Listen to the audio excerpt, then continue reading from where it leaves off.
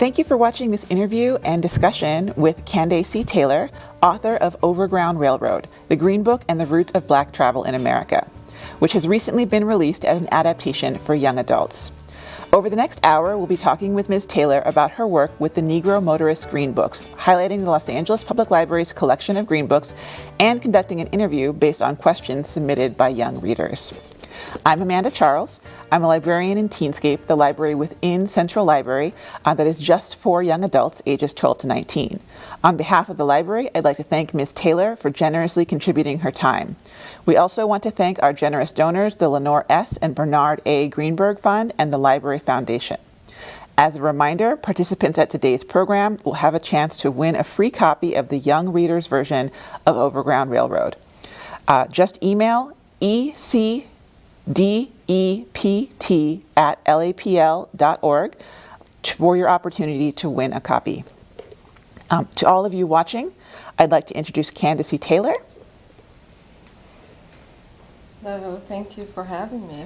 Thank you. I'm sorry, I mispronounced your name, Candacy.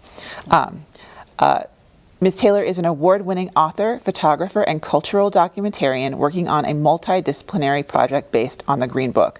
She is the author of Overground Railroad, The Green Book and the Roots of Black Travel in America, which is available from Abrams Books. She is also the curator and content specialist for an exhibition that will be toured by the Smithsonian Institution Traveling Exhibition Service sites that started in June 2020. The exhibition will travel throughout the United States through 2024.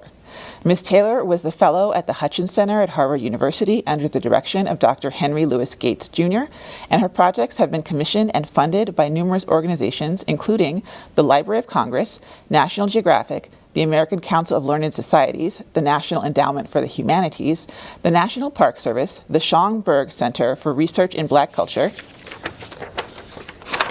and the Schomburg Center for Research in Black Culture. Ms. Taylor's work has been featured in over 50 media outlets, including The Atlantic, CBS Morning, The Guardian, Los Angeles Times, The New York Times, The New Yorker, Newsweek, PBS NewsHour, and The Wall Street Journal.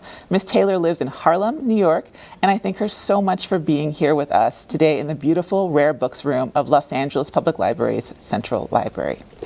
Thanks. Thank you.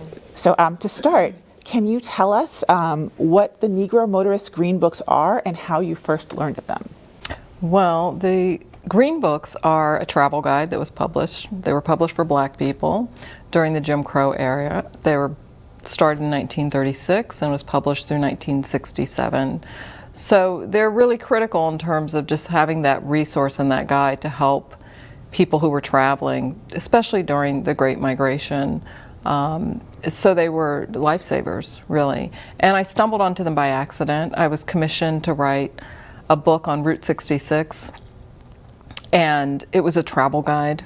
And I thought, I needed the work. It was one of those jobs where, Moon Travel, is a publishing travel company, approached me and said, we really want a book on Route 66, and I had been documenting diner waitresses on Route 66, so I guess that's why they found me.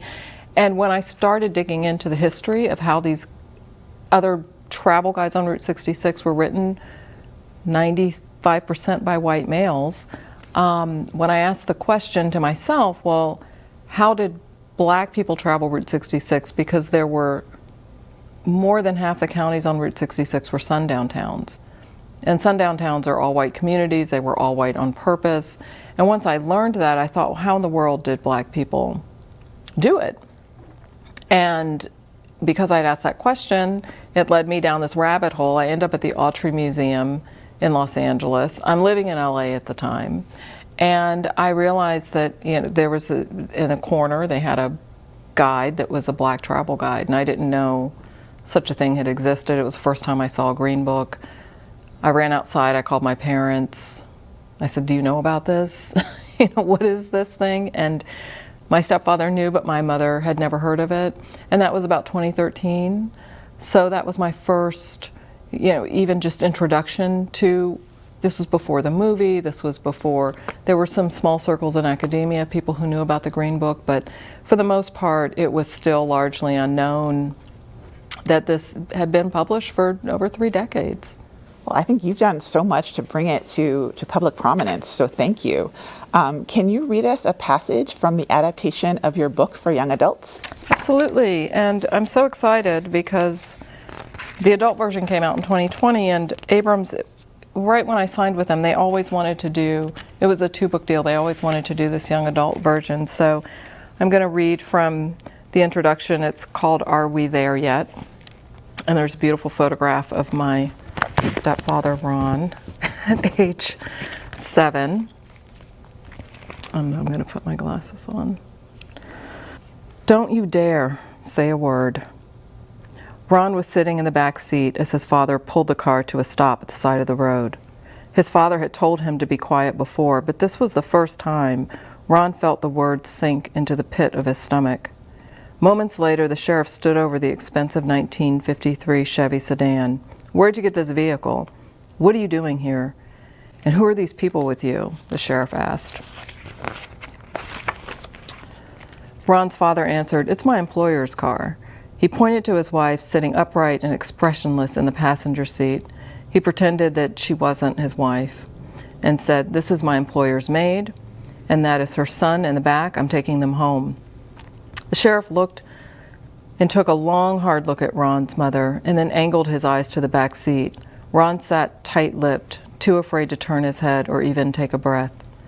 Where's your hat? The sheriff barked at Ron's dad. Hanging up right behind me in the back seat, officer. The sheriff waved, All right, move on. As they drove north across the Tennessee border, a sad, eerie silence hung in the air.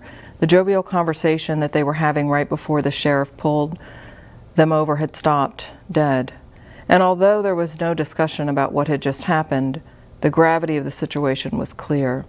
Ron watched Daddy and Mama exchange knowing glances and then turned his head to look at the unassuming black cap that had been hanging next to him in the back seat ever since he could remember. It wasn't until that moment that he realized why he had never seen his father wearing it. Mama wasn't a maid, and Daddy wasn't a driver. He had a good job with the railroad, and this was their family car. Until that day, Ron never paid attention to that cap, but now he realized that it wasn't just any hat. It was a chauffeur's hat, a ruse, a prop, a lifesaver. This was during the Jim Crow era, from the late 19th century until the mid-20th, when state and local laws enforced racial segregation in the southern states, although it was prevalent throughout the country. The chauffeur's hat was the perfect cover for every middle-class black man pulled over and harassed by the police. If Ron's father had told the sheriff the truth, that he was driving his own car and that they were a family on vacation, the sheriff wouldn't have believed him. He would have assumed the car was stolen. In the event that the sheriff did believe that it was Ron's car, the rage and jealousy he might have felt at the thought of a black man owning a nicer car than a police officer might have triggered a beating, torture, or even murder. From that day on, Ron noticed these hats strategically placed like unarmed weapons in the back seat of nearly every black man's car. Standing in the kitchen more than 50 years later, I listened to Ron's story, stone-faced. Everybody had one, he said, referring to the chauffeur's cap, and you always kept it in the car.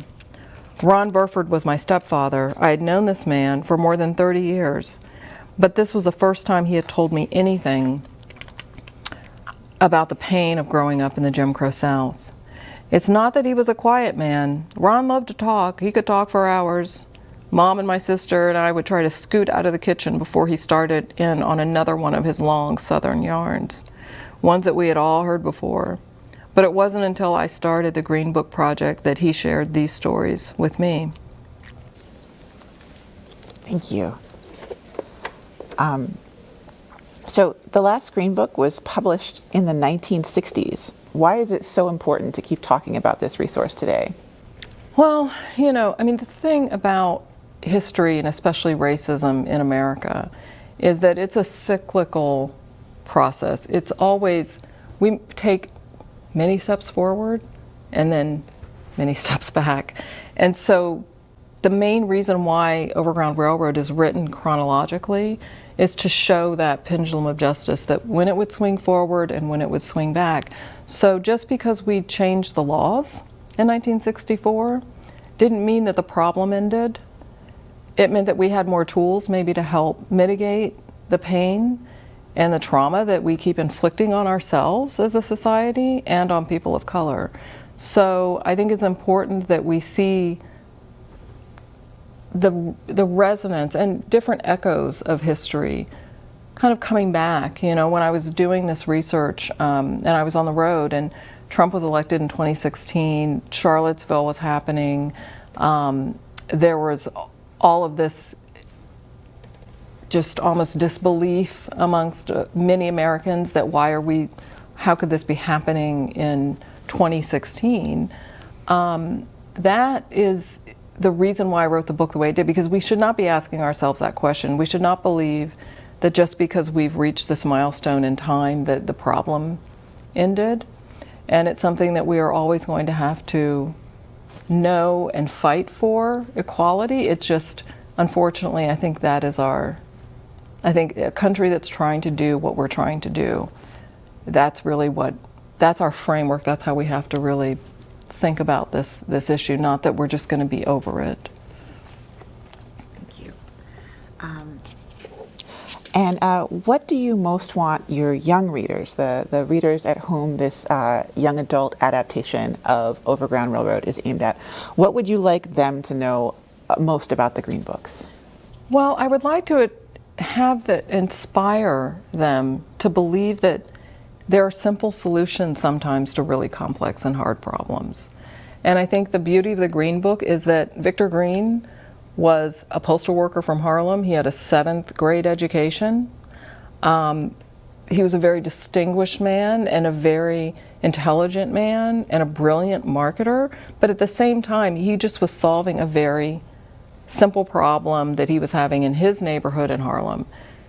Half the businesses on 125th Street were segregated. So he thought, wouldn't it be convenient if there was a guide just telling us where we could go, so we wouldn't have to deal with the humiliation of, oh, you have to sit in the mezzanine, or, you know, or you would know ahead of time. You could have a plan. And granted, he had this incredible courage to go to a white publisher in Midtown and say, this is an idea I have, and he worked with them. But the very first edition of the Green Book in 1936 was almost like a small zine. It was just a list of local places. And so I think, if anything, I want young people to realize that if you're solving an immediate problem, you don't have to, I mean, it grew into 3 decades of work, but he didn't start out that way. He started just solving in his neighborhood, in his community. Within 3 years, it grew to every state east of the Mississippi River. So I think that is I think the belief that you need a lot of money or a lot of an Ivy League education, or you don't. I think you need the courage to do something that is probably, you assume maybe it's already being done.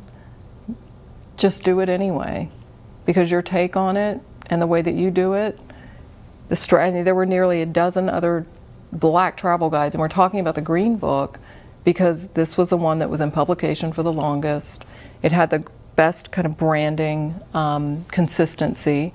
Victor Greene wasn't a designer, but he used his instincts in really powerful ways. So I hope it just gives young folks power to do their own thing. I think that the idea of, as you said, solving a problem with a simple solution really resonates with teens. We talked about your book and the Green Book at our teen council meeting last week, and all of our teens who were present, none of them had heard of the Green Book. One of them had heard of a movie with that title but did not know what the movie was about. And so it was a really good opportunity for a conversation. We wrote some questions out. The teens contributed questions, and they were all really taken with the idea of a guide to help people navigate inhospitable spaces, because, driving while Black is still a dangerous thing today, that there are still dangers to people in marginalized communities in our built environment. And so that a lot of their questions actually have to do with that same theme. Mm-hmm. Let's see. One of the questions from Angel P was, What modern guides for at-risk? What about modern guides for at-risk groups? Is there anything currently like the Green Book today? Well, because of the movie and because it did become more of a household name in the last few years, there are attempts to do it. It's so much harder now because when I first started this project, people would say, "Oh my God, I didn't even know the Green Book existed and how horrible that we needed something like that." And then after Charlottesville happened and other things, and politically and the divisions in the country, now everybody's saying, "Oh, we need another Green Book," you know. And just in the time period I've been doing this work, it's completely flipped. But my thought on all of this has always been, we did change the laws.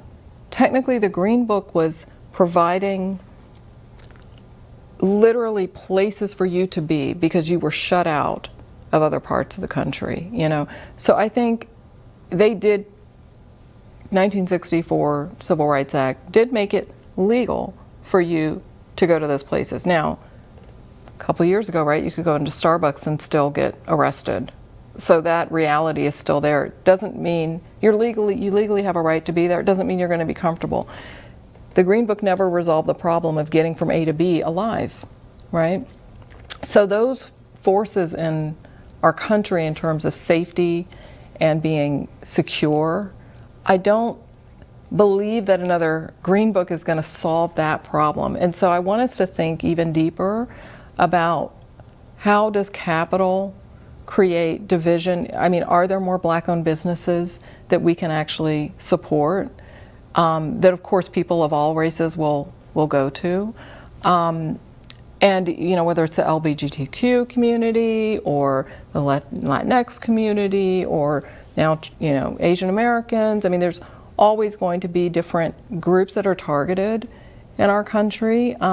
So I think approaching it as like, we need to have another Green Book is not really it's not going to fix the problem, and it's not, I think, taking into account how, I mean, it's just you know, this situation is so much more bigger than I think we're giving credit for in terms of what kind of solutions that we need.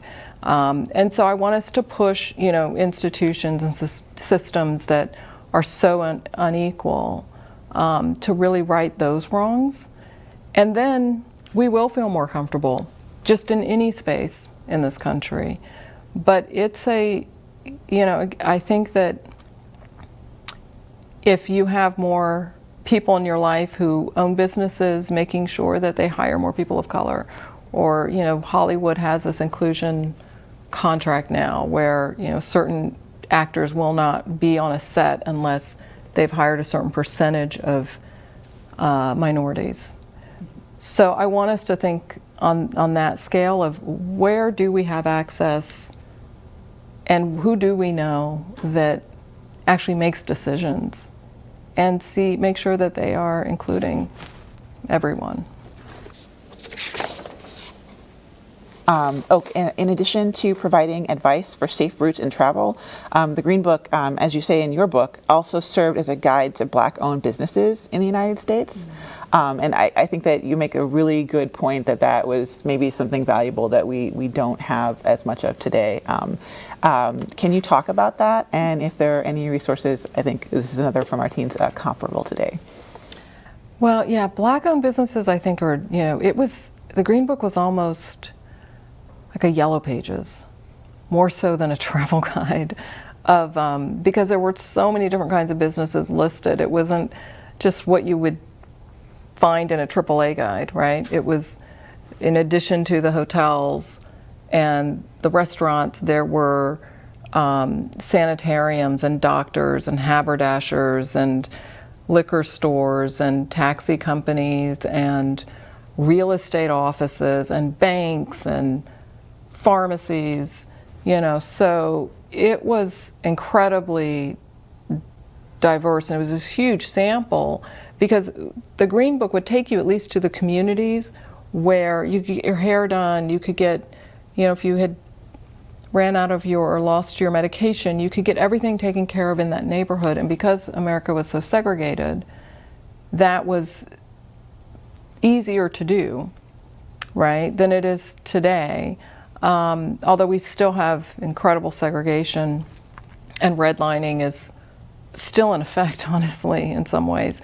But I think what was so great about the Green Book is that it showed this resiliency in the communities that were so established and supportive and self-sustaining of each other. And so today, wouldn't it be wonderful if we still had communities that, even though they've been de-invested by the government, I mean, a lot of these places are so different. They look different, they feel different than they did in the 40s and 50s.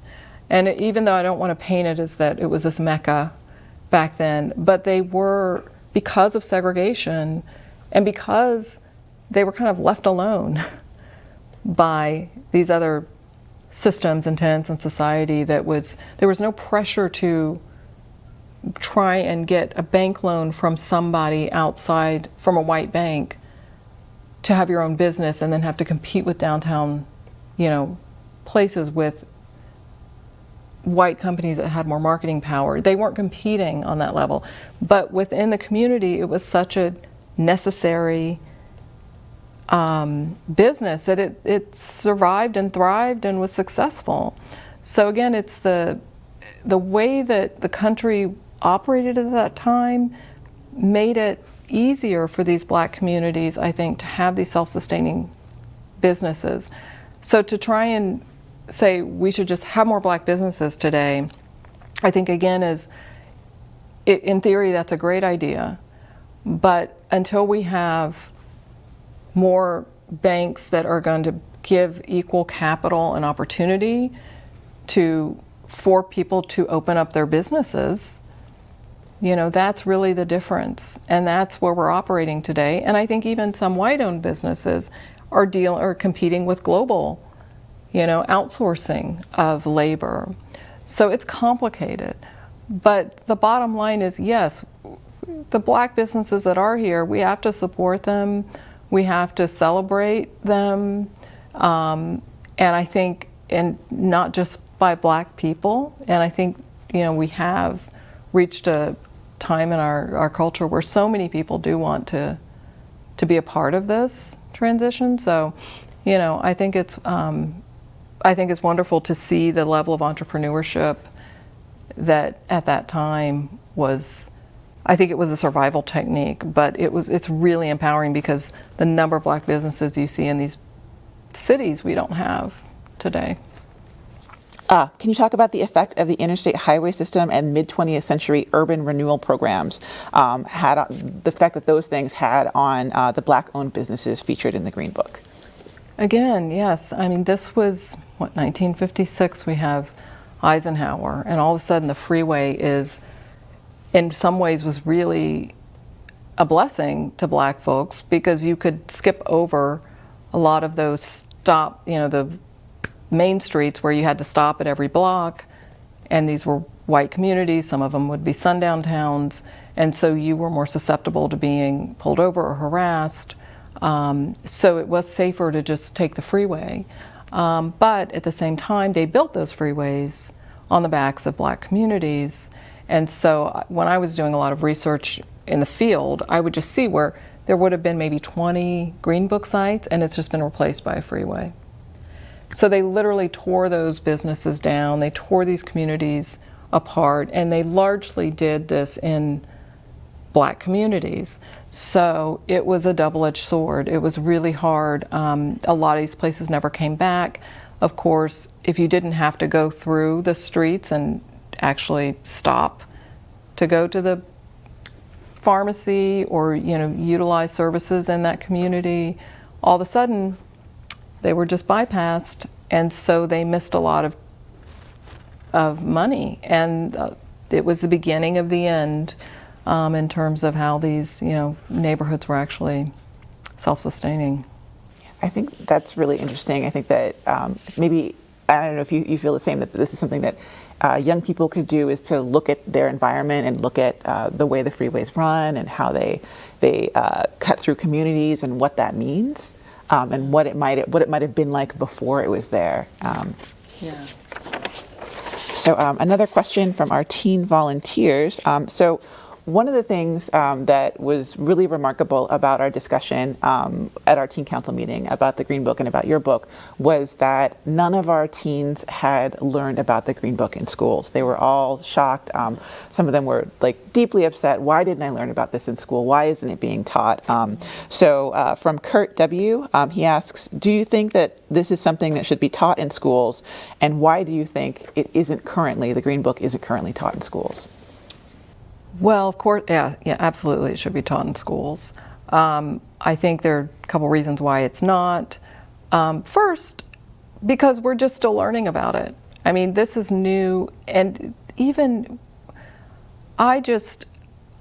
while I was writing the book, I realized that, we hadn't found the 1958 edition, and we still don't know if there was a 1965 edition. For years, we thought there was that it started in 1937 and not 1936, because no one's seen that edition. So we're still, as educators and writers and historians, are still kind of getting this together. So the curricula that could be created around the Green Book, I think, is still I think it's coming. Of course, there's a lot of division in the country about what is being taught in terms of American history. I don't think it's Black history. I think it's American history. And there are so many nefarious and frankly, racist reasons why that's how we maintain the status quo, and that kind of ignorance around where we come from, why we're still having this issue. I think I say in the end of the book, it's like in 100 years, we'll still be scratching our heads wondering, why is this still happening? And until we really want to tell the truth, this will continue to happen. And I think some schools will get on board and they'll teach the Green Book. I'm sure maybe next year there'll maybe be a Green Book, month of just ways to travel and learn about the Green Book. And I think there'll be so many different opportunities. But right now, I think we just have so many pockets of folks who are on board with this and those who aren't. How we get it to be structured as regular curriculum, I don't know. I mean, I think that problem is bigger than all of us in terms of there's no legislation to mandate. But I love that this age group, that these kids are saying, hey, I'm entitled to this information, and why aren't you giving it to me? And if anything, I hope that they tell the way that we change it is they go to their teachers and say, hey, I want to learn about the Green Book. Well, they're all getting copies of your book thanks to the Library Foundation, so they'll have a really good basis from which to start asking those questions of their teachers. Let's see if we have another question from our teens. Let's see. So we talked a little bit about in our teen council meeting about sundown towns, and they were wondering, and we talked also about the travel advisory that you mentioned in your book that the NAACP put out in 2017 about how Missouri was unsafe for Black motorists, and that is 2017. That's very recent. So Abby G wanted to know, are there still sundown towns today, or maybe towns that work similarly to the way that sundown towns did? And if so, is there any way we can change that? What's interesting is there are some communities that were definitely sundown towns that are still not kind to Black folks and or people of color. And there's one I talk about, I believe it's in the adult version. I don't know if Harrison, Arkansas is mentioned in the young adult. Don't know. But that is one that is on the radar for a lot of reasons. And like you said, Missouri, the entire state being called out by the NAACP as, not a safe place because they have so many records that they did a major study showing that Black folks were pulled over 3 times the amount of white folks. So it's a real, again, I don't want to demonize certain places or areas because racism is pervasive throughout the country, and at different times You may have problems, other times you may not. But what I am finding, and I'm really intrigued by doing this research, is looking at the former sundown towns and seeing now if they are still on the census records stating they have maybe instead of 99% white, they're showing maybe 90% white, with the idea that there's more people of color. But when you look closer, you see that those people of color are primarily in their prisons, private prisons and federal prisons. Oh my God. And it's almost like a prison gerrymandering, where they're actually using they gain power in the legislative, force of having more people of color. So they're actually being rewarded in Washington for this diversity, but it really isn't, and it's still 99% white. So I think that is, and mass incarceration, I believe, is really the civil rights crisis of our time. And I think when you see places that were predominantly white that are having this, to me it's very telling and disturbing. And I think we're not paying attention to it. So there's never been, for people who want to learn more about sundown towns, I recommend reading James Lowen's book on sundown towns. That's where I got primarily most of my research from. And he passed not too long ago. We lost him, but his work is, he was on the forefront, because back during the time the Green Book was published, there was no sundown town map.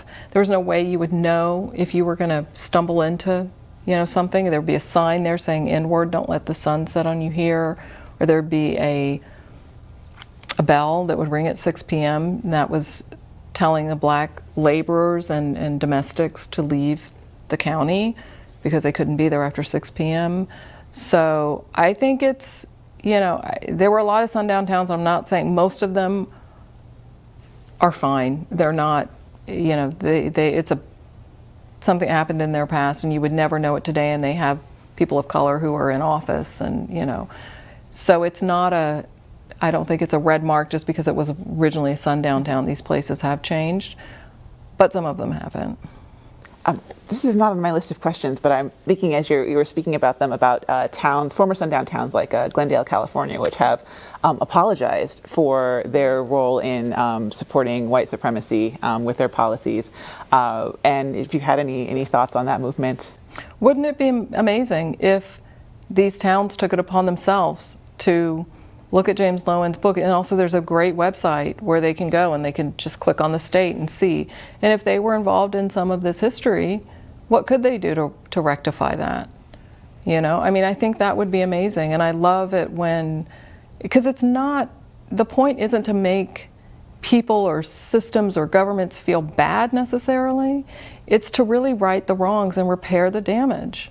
It's not about pointing the finger and saying, you did this to me. It's about, okay, this is what happened, and how do we make this right for everyone? Because clearly, the more we keep moving forward in this, us versus them, or they have to, the people are going to have to give up something to give us, something back. I don't think even the people who are, most Americans are just living their lives and they just want to not feel guilty, and they don't want to feel like this hasn't been resolved. And I don't know if we'll ever get to a place of resolution, but we need to be moving at least towards that instead of these, these divisions. So it's I think that's great. And I hope other towns and counties and cities follow their lead and say, really, what could we do to make sure that even these communities that were redlined, how do we maybe put a cap on the property taxes, or have, because they were shut out of other, why can't their homes appreciate in the same percentage as these other communities? It wouldn't take away from those communities to do that, right? So I think they need to come up with solutions, but it's not impossible. Equality is not a zero-sum game. Exactly. Everybody can win. Exactly. Thank you. I feel like this discussion of the Green Book has touched on so many issues that are incredibly relevant today, and that are still need work today. It's so broad ranging. I really appreciate you taking the time to sit down with us. I think we've got one more question. How long did it take you to fully make this book? From Angel P. Wow. Well, it's been a labor of love, and it's been many years. So I say it's like 9 years now, 2013. So yeah, it took, the first 5 years were really about the scholarly research, doing the fellowship at Harvard, doing the Schomburg Center, also spending a lot of time here at the Los Angeles Public Library, looking at your Green Book collection. You have the second largest collection of Green Books in the country. So it really did start here for me, and it was amazing for me to be able to take this research and then go on the road. And then I drove over 60,000 miles. I've scouted over 6,000 Green Book sites. I realized, even after doing all the scholarly research, and I would hope all the teens listening today realize that it's not just in the books, it's in your experience. And so it was really important that this book would have been very different had I not gone on the road and gone to these communities and seen what they look like today. And that's so I could modernize and contextualize this information and make it even more accessible for me to understand. And then I could write it for the reader and say, really, this is why we're not done yet. This is how these patterns keep coming up. But just because you can read and get knowledge from books, it really is life experience that I think that transforms it into something that humanizes the experience of reading the book and also living this history today. So it has been, like I said, a labor of love, but at the same time, it's not just a book. It's, I'm doing an exhibition with the Smithsonian, and that's traveling. I'm doing a mobile marker system of Green Book sites. It's like a mobile app where there's so many different ways that people process information. So also think beyond the printed page. If you want to tell a story and figure out what your best storytelling methods are, it may be film, it may be, something else that you pick up, maybe photography or whatever. So I think expanding those boundaries around how we learn and how we can tell stories. So for me, I just am obsessive, and I'm doing 5 things at once. But thankfully, the book is going to be hopefully the first entryway for these kids to learn about it. Well, thank you so much. Your work with this book and bringing it out into the world through exhibitions, through the book you wrote. I'm super excited about this app. Through all of that, I think has done so much already to really raise the profile of the Green Book in the national conversation. So thank you. And I'm really looking forward to hearing you talk more about the Green Books with the senior librarian here at the Rare Books Room, Suzanne, to talk about some of the unique features of these various books that we have here today. Thank you. Thank you. Much. Originally, Victor Greene would be the one vetting all of these places. I learned a lot about the history of the Green Book just from that article.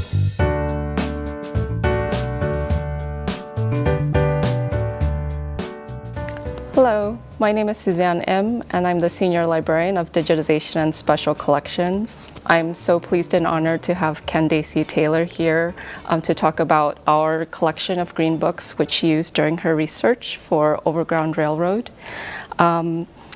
Ms. Taylor, could you please describe your work with the Green Books, and how did you use LAPL's collection of Green Books in your research? Well, I was so excited because I was living in Los Angeles when I first started this project, and you have the second largest collection of Green Books in the country. So I was very lucky to have access to this incredible collection. And I would come here often, sometimes several days a week, and I would just literally look through them and just realize, first of all, I was so struck that they were just so much smaller than I thought they would be. And the fact that they had held up so well,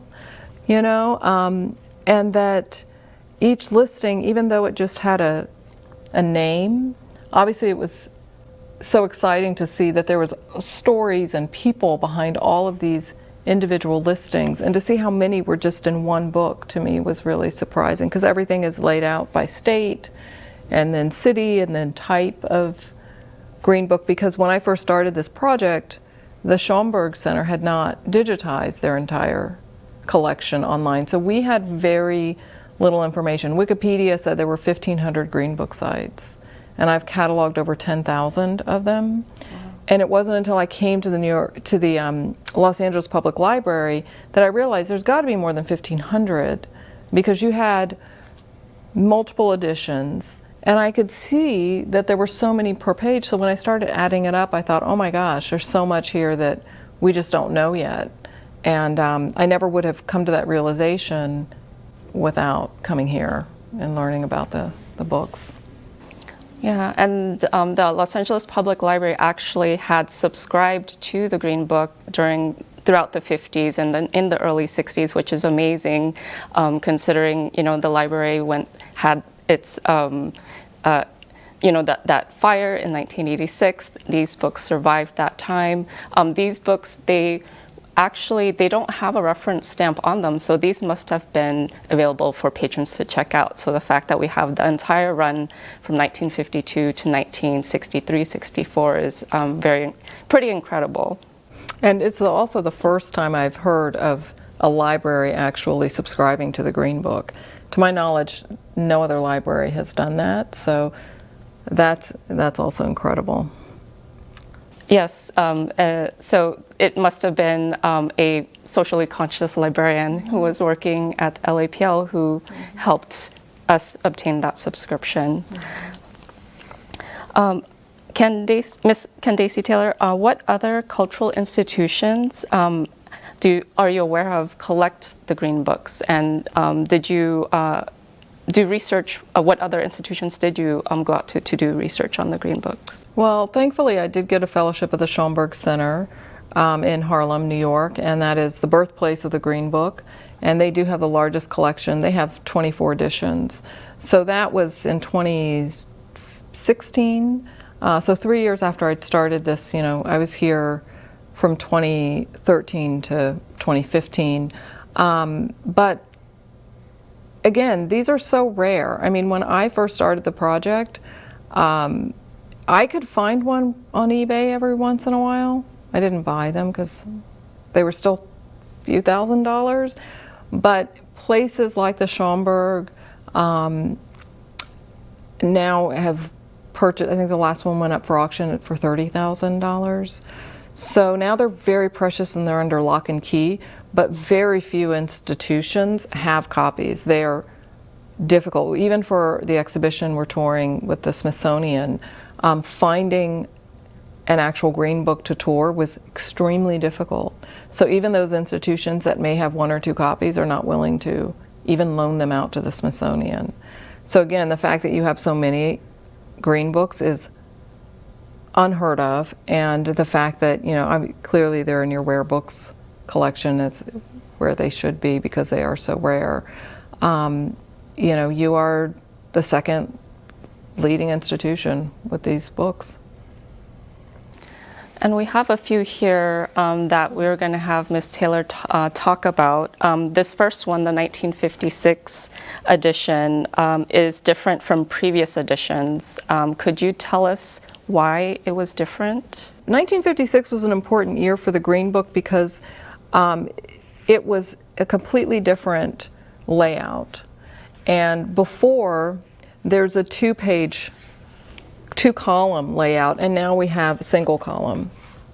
And all of the earlier editions of the Green Book were filled with all different kinds of businesses, whether it was liquor stores or pharmacies, nightclubs, beauty shops, all these different banks, and it was really signified how many places black people were shut out of at that time in the country. So as we move forward, Brown versus Board of Education happens.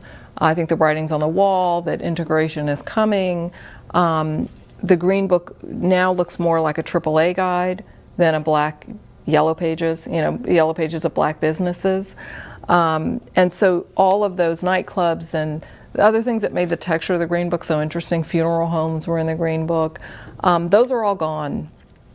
And so there are actually fewer listings, and it becomes more a kind of a symbol of a regular travel guide, like we were just traveling the country like regular people, right? So I think it was also this moment of inspiration and hope that things were changing. Thank you. And we have here in the center the 1957 edition. Could you tell us about the entry for Clifton's Cafeteria? 1957. Yeah, Clifton's was crazy because it was such a great, it's such an unusual place, right? It's a 5-story cafeteria. Ray Bradbury and all of these, Walt Disney and all kinds of people went there. Clifton's was significant because it was one of the only places I've ever seen in the Green Book where there was you could pay what you could afford. It was the idea that if you didn't, or what you thought the food was worth. So if you didn't like your food, you didn't have to pay for it. And it was run by a man named Clifford Clinton, who was a white man, who grew up with parents who took him to China, and where he saw abject poverty for the first time, and he thought, oh my gosh, a country like America that has so much wealth, why would we allow anybody to go hungry? Because we have the resources to really change, people's lives. And so he thought, when he had his own restaurant, he thought, I will make sure that everybody has a meal, regardless of whether or not they can pay. And he still kept this business model. It was still successful. He still made a profit. And so when the Green Book actually lists, because there were several Cliftons throughout LA, and the Green Book lists 2 of them. But for 1957, this is the actual terminus point for Route 66, is right at 7th and Broadway, where Clifton's is. And you have this wonderland of just this redwood tree running up through the center of the restaurant. It's just such an incredible, fantastic place. So in terms of the listing here, we can see Clifton's restaurant at the bottom here. And the Dunbar was also a great Los Angeles institution too. But Clifton's is still around. It underwent a $9 million renovation. It's still, downtown Los Angeles. So I hope people really go there and try and still support it and imagine what it must have felt like in the 50s. Down towards you, we have the 1959 edition of the Green Book, and in there, Alma Duke Greene, who was Victor Greene's wife, is listed as the editor and publisher of the guide. Can you tell us about the importance of the predominantly female staff who produced this edition? Yes, that was a story that I think is so exciting to see women playing a big role in the Green Book, and I believe the Green Book wouldn't be what it would never have there would never be this many editions had Alma Duke Greene, Victor Greene's wife, been such a pivotal part, because he was a postal worker. He was still working as a postal worker. He dies in 1960, so this is 59. So we don't know if he was sick or why she stepped in as the publisher, but she was always there. They were a very distinguished looking couple. They were beautiful. They were always dressed to the nines. He was a very handsome man. He was tall, and so she was his ally. And actually, Victor and Alma Greene are being inducted into the Automotive Hall of Fame this year. So it's very exciting, and I love that. A photograph of the staff. It's in the 61 edition. But yes, it was predominantly all female. It may have been all female because the only reason why we say predominantly is because on the listing of all the names, there's one name that has initials, and we don't know the gender of that person, but everybody else listed was female. And Novera Dashel, who was one of the main editors of the Green Book, she writes so many articles after this into the 1960 edition and 61 edition. And it takes a more political tone. It's a little more of the times. Obviously, the 60s it was just the precipice of that, turbulence of we really need to change here.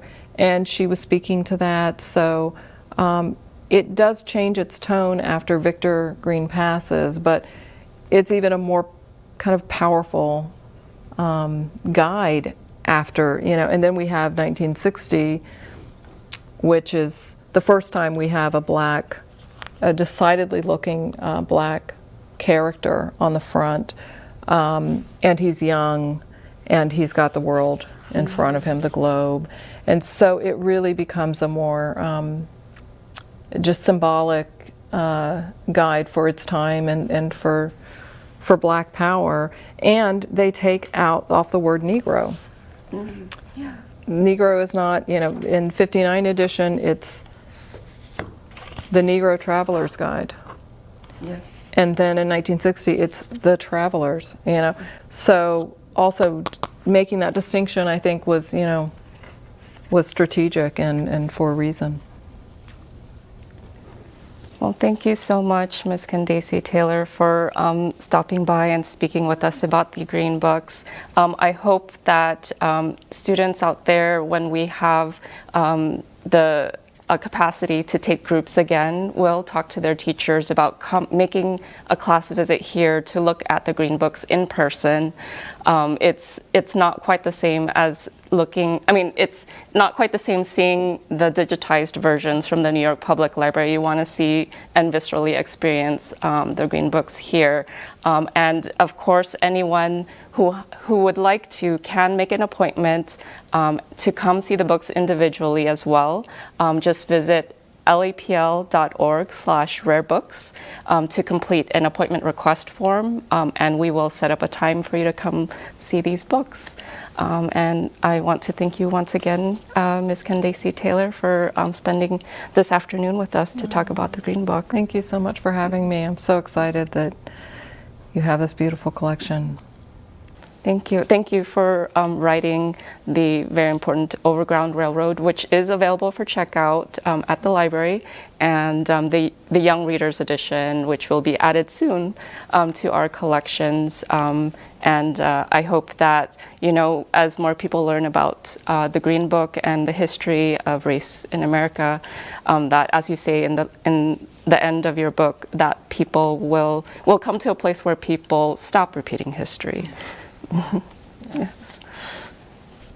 Please, I hope so too. Thank you.